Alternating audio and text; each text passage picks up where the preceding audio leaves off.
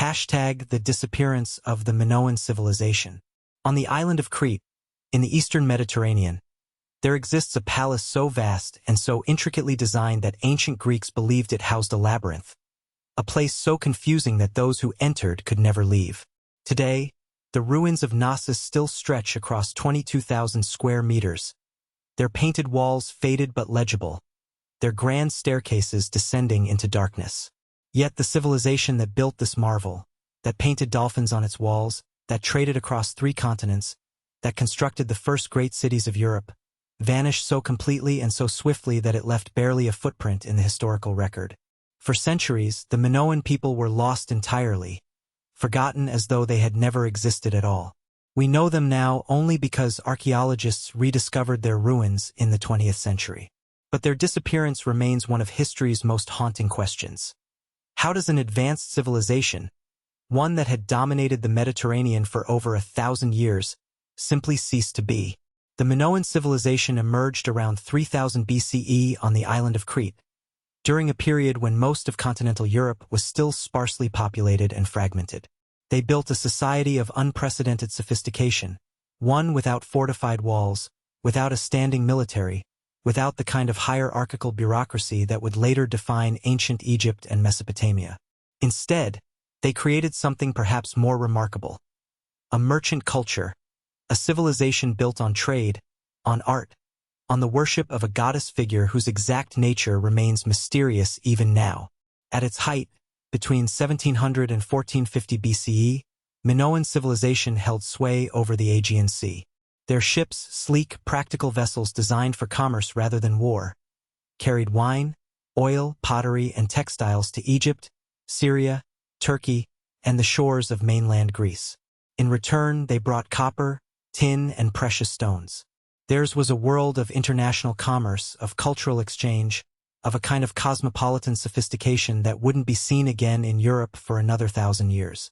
Their palaces were stunning. Not fortresses, but open structures with courtyards and light wells, decorated with vibrant frescoes depicting everyday life.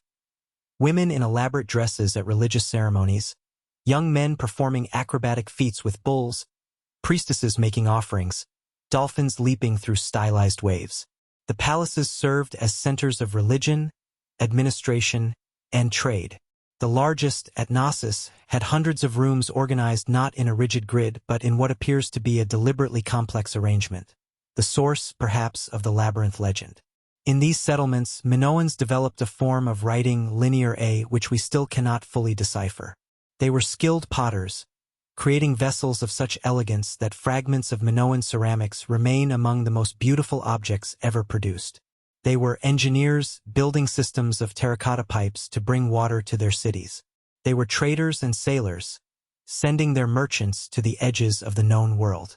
And then, around the middle of the 15th century BCE, something changed. The archaeological record becomes fragmentary and chaotic. Palaces were destroyed. Settlements were abandoned. Within a few generations, the Minoan civilization as it had existed for over 1,000 years was gone. For decades after the first excavations of Minoan ruins, archaeologists assumed invasion. Surely only warfare could explain such a complete collapse. The theory held that Indo-European raiders from the north, Mycenaean Greeks from mainland Greece, had swept across the island, destroyed the palaces, and conquered or displaced the Minoan population. This narrative fit neatly into existing ideas about how civilizations fall, through the clash of swords, through the triumph of a more martial culture over a more peaceful one. But the evidence has always been more complicated than this simple story. Yes, there is evidence of destruction at Minoan sites. Yes, there is evidence of Mycenaean presence on Crete following the collapse. But the timing doesn't quite align. The destruction is inconsistent. Some sites show signs of burning and violence. Others appear to have been deliberately abandoned and filled with earth to seal them. Some settlements seem to have persisted for generations after others fell. And the speed of the decline suggests something more catastrophic than even the fiercest invasion. In the 1930s, a Greek archaeologist named Spiridon Marinatos made a startling observation while excavating a site on southern Crete. The destruction patterns he found were unlike anything left by human warfare. Buildings had been flattened with enormous force. Entire structures had been buried under layers of volcanic ash. Here, he realized, was evidence not of conquest but of catastrophe. Marinados proposed a radical theory. The Minoan civilization had been destroyed by the eruption of a volcano. The volcano in question was Santorini, a volcanic island approximately 70 kilometers north of Crete. In antiquity, it was known as Thera, and sometime around 1600 BCE, the exact date remains debated, with some evidence suggesting closer to 1500. This volcano underwent one of the most violent eruptions in recorded history. The eruption of Santorini was incomprehensibly vast. The volcano rose perhaps 2,000 meters above the sea, a perfect cone dominating the Aegean horizon. When it erupted, it did not simply explode in the manner of most volcanoes. Instead, it collapsed inward, folding in upon itself in a cataclysmic implosion. The magma chamber beneath the island emptied so completely that the land above it gave way. What had been a solid island became, in the span of hours, a massive submarine caldera, a depression hundreds of meters deep, filled with seawater. The explosion itself was heard, scientists believe, thousands of kilometers away. If such a sound were to occur in the modern world, it would be the loudest noise ever recorded. The sky above Crete would have darkened at midday. Ash would have fallen like snow, covering crops, poisoning water supplies, turning day into twilight. But worse than this, far worse, was what came next. A tsunami, a tidal wave generated by the sudden displacement of water as the land collapsed, would have raced outward from Santorini at speeds exceeding 100 kilometers per hour. The wave would have reached the shores of Crete within minutes, crashing against the coast with devastating force. Coastal settlements would have been obliterated. Ships and harbors would have been smashed like toys. If people had time to flee inland, they might have survived the immediate impact, but then they would have faced the ashfall, the darkness, the crop failure, and the famine that would inevitably follow. This theory, that the Minoan civilization was destroyed by a natural disaster rather than by conquest, gained credibility throughout the latter part of the 20th century as the evidence accumulated. Scientists began studying layers of volcanic ash in cores pulled from the seafloor. Archaeologists refined their dating of destruction layers using new techniques. Geologists studied the caldera of Santorini and estimated the scale of the eruption. The picture that emerged was of an apocalyptic event, a geological catastrophe that struck a civilization at its height and fundamentally disrupted the networks of trade and communication that had held it together. Yet, even as evidence for the eruption grew stronger, the complete picture remained elusive. The eruption certainly caused immense damage. The tsunami certainly would have destroyed coastal settlements. The ash fall certainly would have made agriculture difficult. But the question remained, could the Santorini eruption alone explain the complete disappearance of Minoan civilization?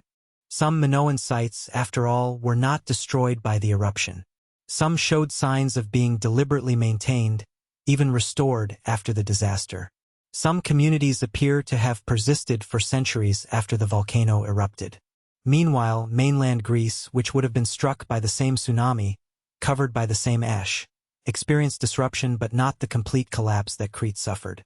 The Mycenaean civilization, in fact, emerged from this period of chaos stronger than before, expanding its influence and its trade networks. So the answer to the question of how an advanced civilization vanishes almost overnight lies not in a single catastrophic moment, but in a series of cascading events, each one weakening the fragile structures that had held Minoan society together. #The disappearance of the Minoan civilization. Final section.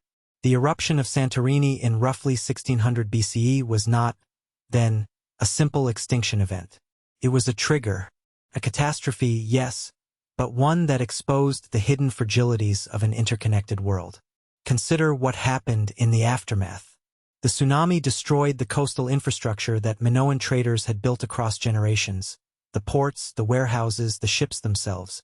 The ash that fell across the eastern Mediterranean poisoned harvests. Trade routes were severed. The networks of exchange and communication that had allowed a small island nation to project influence across an entire sea fell silent, fractured, uncertain. For a civilization that had grown wealthy and powerful precisely because it could move goods, people, and ideas across water, this silence was catastrophic.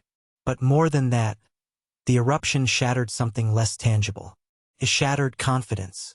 The Minoans had built their entire worldview around the sea, had seen it as their domain, their highway, their source of wealth and identity. They had integrated that relationship into their religion, their art, their sense of who they were. And then the sea itself had turned against them, delivering a tsunami from nowhere, a wall of water that erased settlements in moments. The gods, it seemed, were no longer favorable. The old certainties began to crack. In the confused decades that followed, we see something playing out on Crete that resembles the slow unraveling of any complex society deprived of the conditions that sustained it. Some settlements were rebuilt. Some communities persisted. But the unified, confident Minoan culture, the distinctive pottery styles, the religious practices, the artistic vision began to fragment. Regional centers became more isolated from one another. The trade networks that had once connected them atrophied. Without the flow of foreign goods, without the exchange of ideas and goods that had enriched the elite and given the civilization its character, these isolated communities began to diverge. They became gradually something else. And while Crete struggled to recover, something remarkable was happening on the mainland. The Mycenaean Greeks, whose own civilization had been disrupted by the volcanic ash and the tsunami, were not content to simply rebuild what had been. Instead, they expanded. They became seafarers in their own right. They absorbed the remnants of Minoan trade networks. They moved into the power vacuum that the collapse of Minoan dominance had created.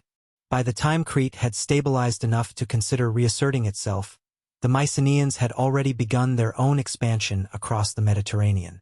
They would eventually become the dominant power in the Aegean world, leaving behind them the tales and myths that would later inspire Homer. This is perhaps the most haunting aspect of the Minoan disappearance. It was not annihilation. It was eclipse. The civilization did not end in a single moment of fire and destruction. It ended in a slow fading, a gradual diminishment, as the conditions that had created it, political unity, economic confidence, control of the seas, were stripped away, one by one. For centuries after the eruption, Cretans continued to live on their island. They buried their dead, built houses, raised children. But they were no longer Minoans in any meaningful sense. They had become something else, a regional people, a local culture, rather than the cosmopolitan power they had once been.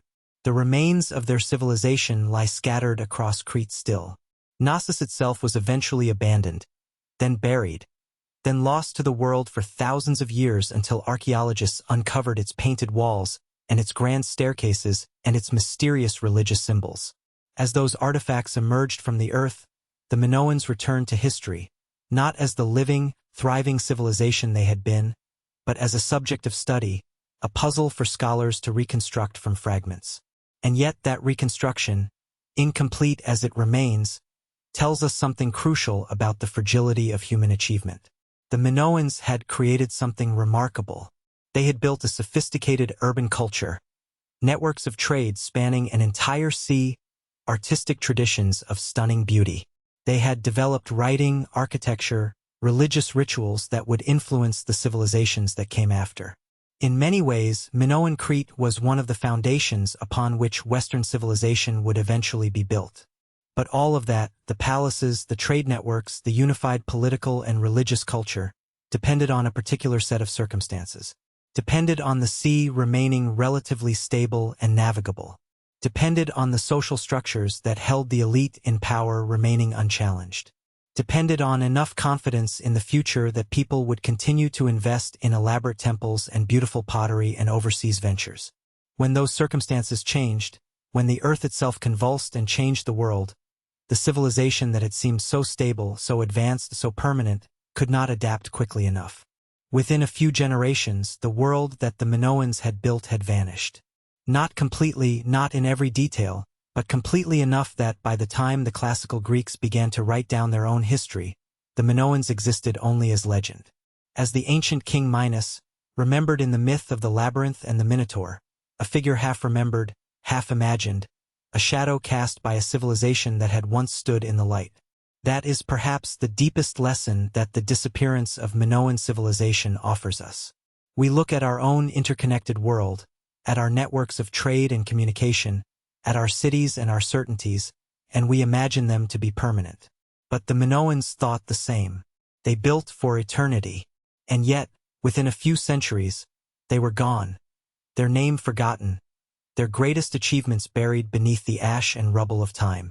It is a humbling reminder of how precarious all human civilization is, how dependent on circumstances beyond our control, how quickly even the greatest achievements can be swallowed by the vast, indifferent forces of the natural world and history itself. If you'd like to explore the fates of other lost civilizations alongside us, please like and subscribe, and tell us in the comments which mysterious fallen society you'd like us to investigate next.